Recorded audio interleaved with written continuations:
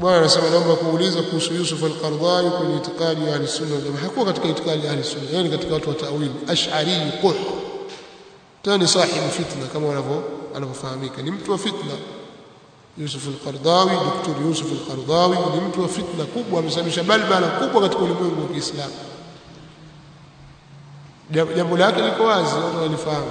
Kusema hivi haina maana kwamba wafanya jur'a kwa wanachuoni, luhumul ulama masmuma, la.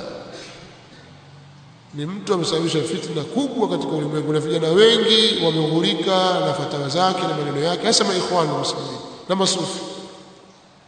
Yeye ndiye alitoa fatwa za maandamano za kupindua serikali mbalimbali. Serikali mbalimbali zimepinduliwa katika nchi za Kiarabu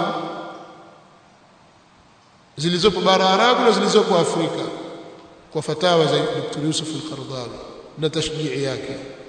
Na bali ilikuwa maandamano yanayoandaliwa katika baadhi ya nchi, ni yeye ndiye anayewashajiisha watu.